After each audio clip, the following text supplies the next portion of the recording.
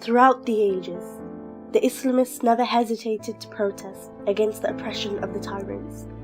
They never accepted the way of appeasing the autocratic rulers. Never did they become any foot-licking slaves. They always held their heads up high and voiced the truth. They sang the songs of justice and freedom, and just for this reason, they always faced harassment and oppression from the state.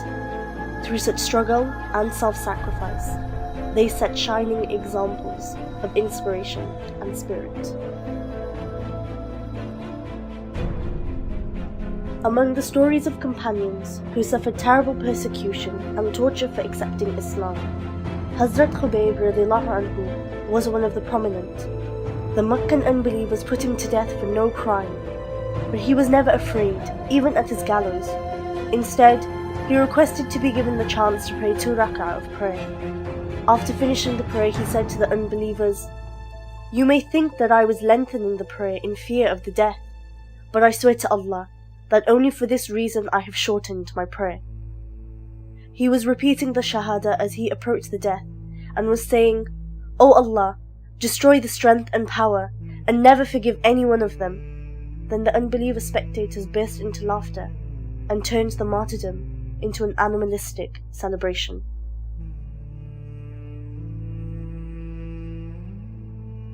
Umar Mukhtar was born in a remote village in Libya. Starting from 1920, he had fought against the Italian aggressors for almost 20 years.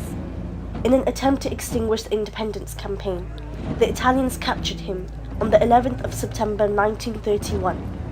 Within 3 days, a show trial gave him the death sentence. When asked about his last wish, Umar Mukhtar recited the verse from the Quran, "Inna lillahi wa inna ilayhi raji'un."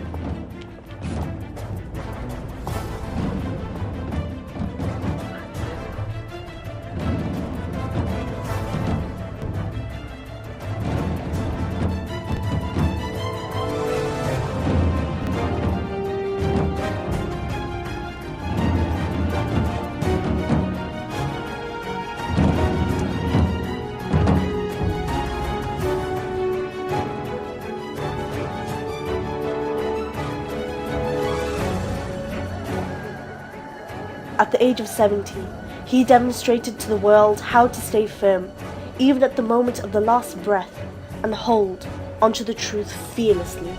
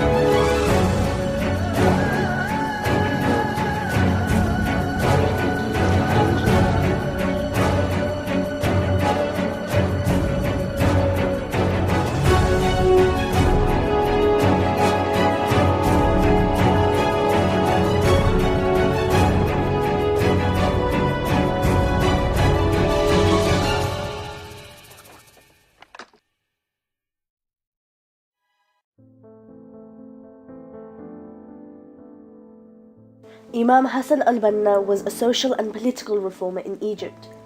He noticed how the Egyptian society was becoming immersed into materialism and detached from Islamic values as a result of Western influence. وإني على ثقة من طريقي إلى الله رب السنا والشروق فإن عافني السوق أو عاقني فإني أمين لعهد الوثيق He established the Muslim Brotherhood with the help of 6 other Islamic personalities, and Muslim Sisterhood with the help of some sisters. This had made the rulers at the time very nervous. They tried to stop this movement by arresting and torturing Imam Hassan al-Banna repetitively. Finally, by the order of the rulers, Imam Banna was shot dead on the 11th of February 1949.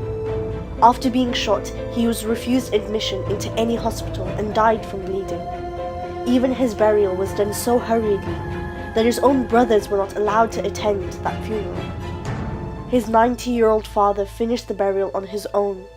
Afterwards, the police began a strict searching of the area inside the local mosques, so that no one could pray for him or display any condolence and or express any sympathy for him.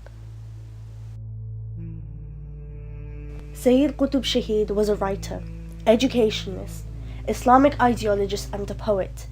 He became the editor of the Muslim Brotherhood journal Ikhwan al-Muslimin in 1954. He had been writing criticism against the oppression and tyranny of Gamal Nasser's pharaonic rule. He was a vocal critic of the oppressive regime. Nasser's government shut down the journal very soon, and the Muslim Brotherhood was banned, using a trumped-up attempt staged by the intelligence to kill Nasser. Most leaders of the Muslim Brotherhood were arrested and tortured. Sayyid Qutb was jailed for 15 years by a show trial. After that, he was arrested for the second time with his brother and 2 sisters, along with 20,000 members of the Muslim Brotherhood. They were tried in a special tribunal. Sayyid Qutb and his 2 associates were given the death sentence. He was asked by Nasser's staff to seek clemency from the government, but he replied, "I am very surprised that the oppressed is being asked to seek forgiveness from the oppressor. I swear to Allah that if uttering some words can save me from the gallows, I am still unwilling to utter those words. I want to return to Allah in such a state that I am pleased with Him and He is pleased with me." He was martyred by hanging on the 29th of August, 1966. قويا ينادي الكفاح الكفاح أخي إن ضربت علي الدموع وبللت قبري بها. The scene has not changed even after the century has ended. The clash between the tyrant rulers and the Islamic leaders is an everlasting and universal one. Even in this 21st century, the oppressive rulers, in their pride of power, using democratic masks, are trying to eliminate the leaders of the truth. But the truth can never be suppressed. Abdul Qadir Mullah was a prominent leader of the Islamic movement in Bangladesh.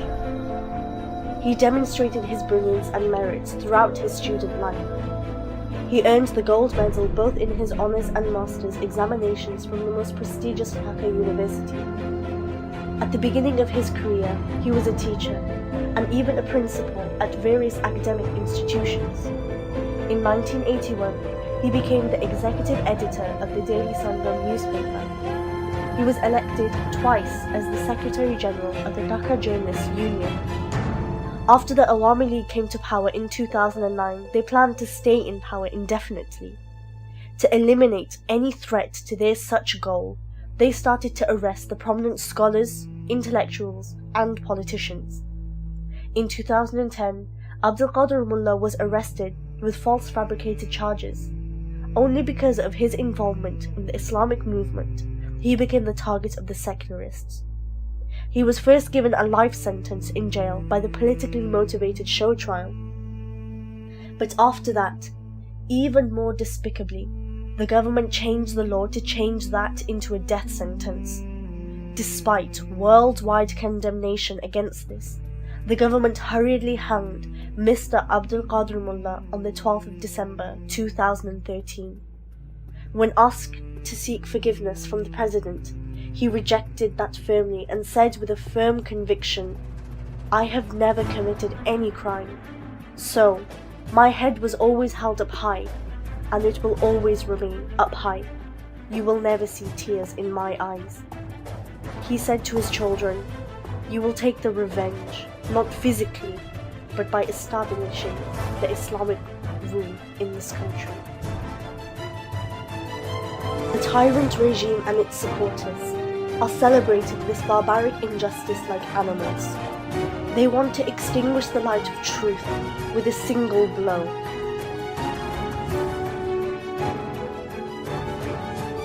But throughout the ages, this light of truth had been kept alight by enlightened people, even by sacrificing their lives.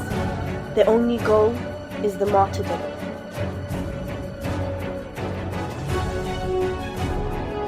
Like the Bengali national poet Nazrul Islam says, "Let them go for the life of slavery, but we want the martyrdom. They are always afraid of death, but we search for the death."